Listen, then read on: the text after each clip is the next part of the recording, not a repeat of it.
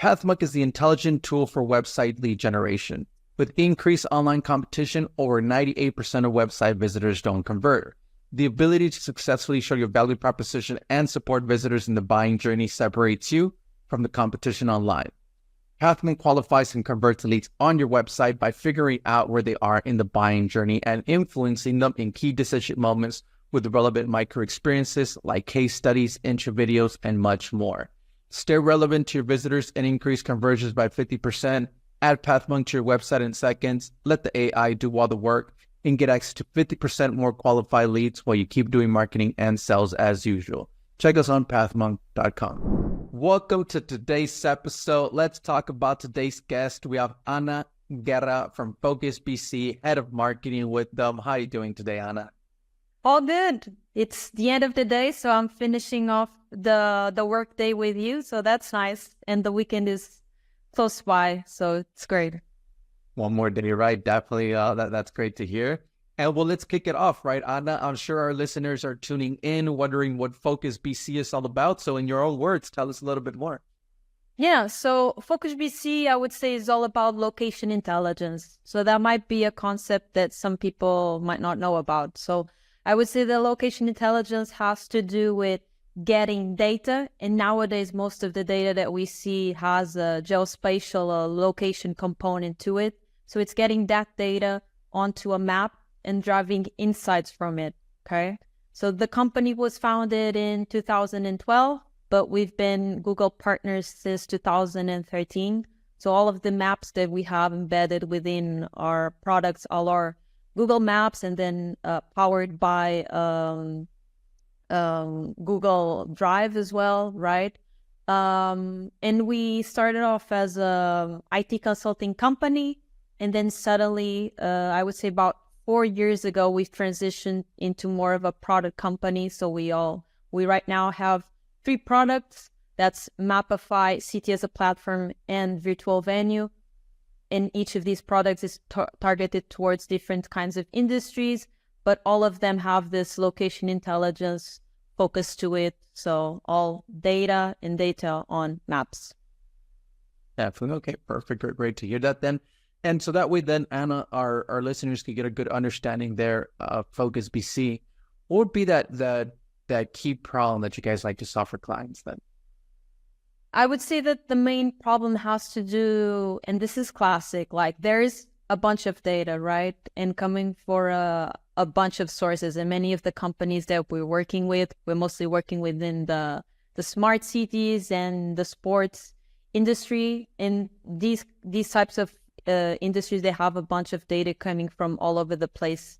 So what we try to do is be like a hub, a platform where they can integrate all the data and then drive the insights from it. So I would say that's the main thing, and make it in a way that is easy for them. So try to democratize this type of knowledge to them, because previously in the past, if you might have known about some type of product like AutoCAD, so the type of software that you would, get a bunch of data in there, and then suddenly you wait for it to process, and it might take you ages, and then suddenly the computer breaks down or that sort of thing. So what we're doing is something a lot more intuitive and easy to go, using the power not from necessarily your computer, but from the cloud, and just make it a lot easier for you. So many of these teams, like for example, within smart cities, they might not have someone dedicated only to analyzing geospatial data. So that could be done by someone else, because they don't need like very technical knowledge to work with our software. Wow, that's really nice to hear that. And so then is certain vertical segment for you guys that you guys like to go for, an ideal ICP for you? Well, I would say there's not necessarily like a vertical, but more in terms of industry. So within smart cities, we're working mostly with municipalities, with the councils themselves.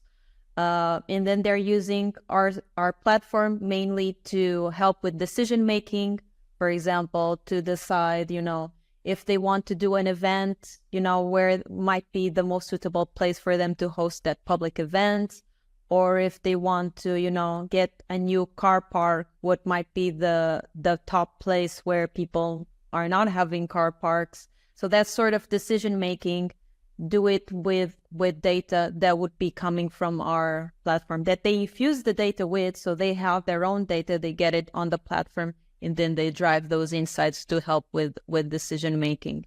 And then within sports, we're working with some leagues, we're working with federations and like major sports events. So our main client within sports is UEFA, and we've been working with them for a couple of years now. So this whole thing with sports started with them, and we started building a product for them. And then eventually we decided to kind of white label a similar type of product and sell it to other companies. So actually, and this is quite recent, we're working with the Portuguese, with the Moroccan and the Spanish Federation for the World Cup bid for 2030, which currently it's the only bid that is happening in the moment. So it's pretty much decided that it will happen. And basically they're using our software to get all the information for the bid there, because they have to obviously like check hotels and then flights, how close are these things from one another,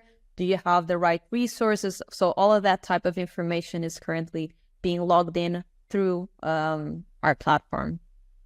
Definitely. Okay, awesome. Great to hear that, Anna. And so that, how would then somebody usually find out about Focus BC? Is there a top client acquisition channel for you?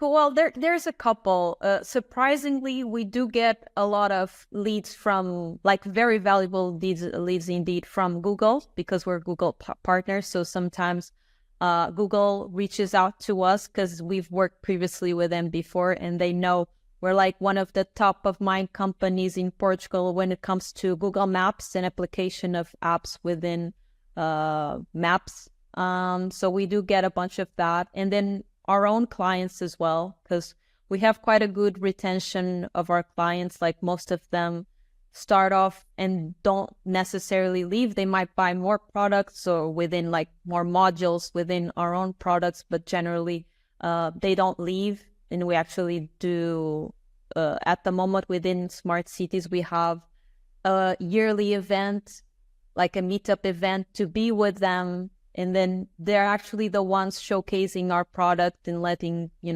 other prospects know how they're using our product. So I would say those two are the most qualified leads, but then we also are in a bunch of events.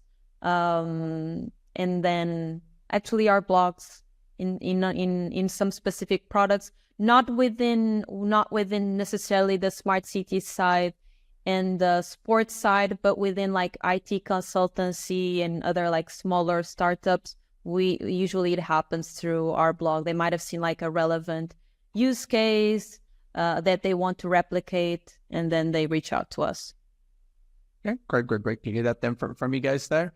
And so that way our listeners who are tuned in could go ahead and visit you. They could always check you out at focus-bc.com. What role does a website then play for client acquisition, Ana? Well, it's complicated to answer that because it depends on our website. So in our case, Focus BC is the website for the company, but I usually treat it mainly as an employer branding brand. So Focus BC is mostly like, to me, it's mostly in terms of employer branding. So it's mostly to acquire, but candidates, people interested in the company and that sort of thing. And then we have our product websites, and those are the ones that are actually more focused on the product itself and on driving people there. So it depends on the brand itself. Okay, perfect. Okay, thanks for sharing that. So on that note, then, is there any tools or tips or methods that you would recommend to your listeners as far as website lead generation? Yeah, I mean, we've created 2 different websites quite recently, like perhaps within the last 12 months. So I saw a lot of websites and, researched a lot and thought about this. And from my opinion, I would say one thing is like keep it simple, which is very standard advice. but then also repeating the message several times, because we have to understand, not everyone explores a website the same way that we do. So I'm the type of person who would, visit as many pages and read everything. But a lot of people just skim through or go to a landing page and then to something else. So what we might think is obvious and might think that, we're repeating this thing too much to someone else, it just might be the one part that they see.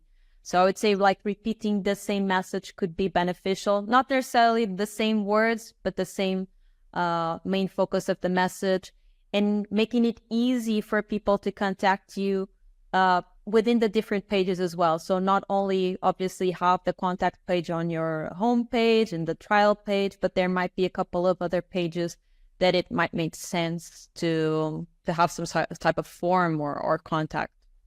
Yeah. Okay. Great to hear that then. And well, let's switch gears a little bit then, Ana, and let's talk about you as a leader. You being that marketing there for Focus BC. What are some key tasks you like to focus on your day-to-day work?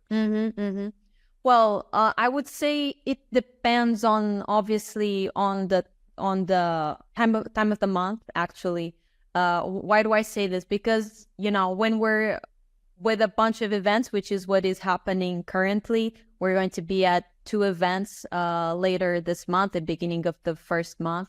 When that happens, I'm very, very focused on making sure that, the organizers have all the information from us on time, that we're being represented the right way, right logo, right message, all of that. So that does take quite a lot of time.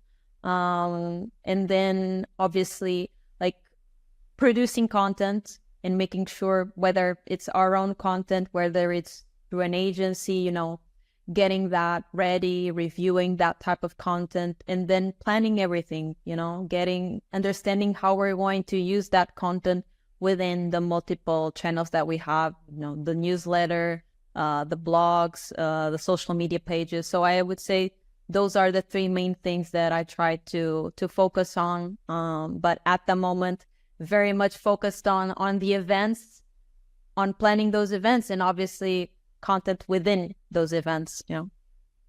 Absolutely. Okay. All right. Well, and in the between times when there's some time to catch up in the marketing world, what is a preferred channel that you like to go with to get some news strategies in marketing? Yeah. In the past, I used to keep up with a lot of like magazines related to marketing. So I would follow those pages.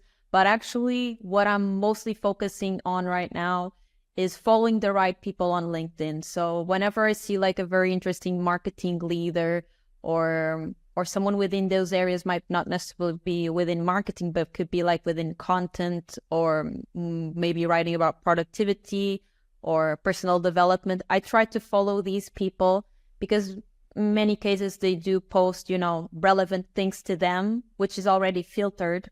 And also they might, share something about their own use cases, what has worked for them, what has not worked for them. So nowadays, because I'm working in B2B and I spend a lot of time on LinkedIn, this is where I'm finding most of my information.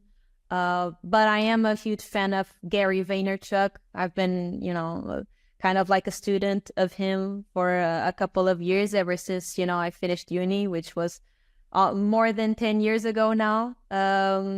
So yeah, I would say those are the main sources for me that I keep up with in the marketing world. Definitely some important ones there. Awesome. Thank you so much for sharing that with us. And well, let's jump into our next section then here, Ana, which is our rapid fire question rounds. Are you ready for them? Yeah. Perfect. Awesome. So then first off, Ana, what is the last book that you read? Well, actually, the last book that I read is a Portuguese book, which is not common to me. I read like a lot of books in English, but this one is in Portuguese, and unfortunately, it's not available in English, but I can let you know what it is, and you guys can definitely find more information on it online. So basically, the book is, in Portuguese, it's called A Vida Não Pode Esperar, which in English means A Life Can't Wait. This is a book by Rita Pissarra, and she was the former CFO of Microsoft Portugal. And I actually had the pleasure of meeting her when I was working at Microsoft a couple of years ago. So at the time, she was still working there. Since then, she has retired. So she retired at 44 years old, which is really cool. And obviously, this is gathering like quite a lot of attention here in Portugal because, financial independence is something that many of us are looking forward to, and people don't want to wait until they're really old to do it. So what she did was quite exciting. So the whole book is basically her explaining how she did it. What is her philosophy towards life? What did she invest on? Either through her career, her time, her money. So you get quite a huge overall idea of how she did that. But I would say for those of you who are interested, if they follow her on LinkedIn, she probably has a couple of posts, and if you want to talk to her, she's probably going to answer your DMs, I think, if it's a relevant question. Well, that's nice to hear then. Awesome. Great from her. The next up is, Ana, is if there would be no boundaries in technology, what would be that one thing that you want to have fixed for your role as a marketer today? Mm-hmm. Well, I would say, so I recently became the head of marketing. So ever since that happened, I've been receiving a ton of emails. Almost every day I receive a proposal from, a new software company that wants to solve a problem that I have. So I almost dare to say that there's rarely one thing that I wouldn't be able to find a platform for. So I don't think the problem is the technology. The problem is more of, how do you figure out what's the right platform? Because you can't buy them all, right? Your budget is not infinite. So you have to figure out, what is the platforms that you crucially need right now to do what you need to do, and then apply those, get reward from those, and then suddenly when you have more budget, you can go spend it on something else. So for me, the biggest struggle in my role today is understanding, what's crucial at this moment, and we need to invest on to get to better results, and then to get more money to keep improving. So for me, that's it. So I would need basically a tech platform that would, let me know that. But obviously, if that existed, probably I wouldn't have a job. So that's the main struggle for me. Yeah. Definitely. Okay. Thank you so much for sharing that. And so that, if there's one repetitive task that you could automate, what would that be? Mm-hmm. Well, I do have some repetitive tasks on my day, but I do like some of them. They're like comforting to me. But I would say one of the most annoying ones for me is reviewing content. So when we work with agencies, like checking out videos, and there's like 4 formats of the same video, and I need to see all of them from one to the other one and make sure that everything is okay. If someone else or if a product could do that for me and make sure that it's okay, I think that would be cool. Okay, great. Next up, then, you have the experience already, Ana, but what would be that one piece of advice that you would give yourself if you were to restart your journey as a marketer today? Mm-hmm. Well, my advice would be, most things don't matter. And this could be like a controversial take for some. But what I mean with this is, obviously, people say, little things matter, and they do. But I would dare to say very little things matter. There are some that do, and that's what you should invest your time on. Just work smarter, not harder. But there are many things that I would say that actually don't matter. And, my career, I started working within the gaming industry, and I worked in agencies. And there was a lot of micromanaging, and everything was a lot of drama when something happened because influencers would talk about this, talk about that. But many of those things were like almost like a bubble and actually didn't matter. So there are many cases that this happens. And I think especially when you have a manager role, when you're managing someone else or managing a team, we might get caught up in those type of things, and many times they don't actually matter that much. I think it's better most of the times to risk things and do it and learn from it then actually put your own bias towards some of the ideas that you might be considering or someone else might be considering. Okay, great to hear that. But thanks so much for that advice. And well, Anna, we are coming to the end of the show here, but before we do end, I do want to give you the last word. Say someone forgets everything about the interview today. What is that one thing they should remember about Focus BC? Well, what I would like people to remember is what the company is and where they could find us in the next few months. So I would say if you're a company working within smart cities, within sports, event management, or venue operations, that sort of area, and you feel like you could use some help within getting all the data that you have and actually make use of some of that data, then you probably could make use of some of our products. So I would say go to Focus BC is the easiest place to go, and then you would have all of our products and just explore that. And especially within the sports world, we're going to be in a couple of events. So if you live in any of those places or planning to go to any of those places, in London, in Mexico, and then a few months from now in Sevilla as well, and a couple of other places, we're going to be there. So just reach out to us and you can meet us personally. If not, there's always a lot of video calls. Definitely awesome. Well, guys, you can check them out at focus-bc.com. Understand the culture there, and they have everything going, and learn for some of the case studies there at Focus BC. Ana, thank you so much for being on with us. Do appreciate it. To our listeners, thank you so much for tuning in, and I'm looking forward to our next episode at PathMonk Presents. Thanks, Ana.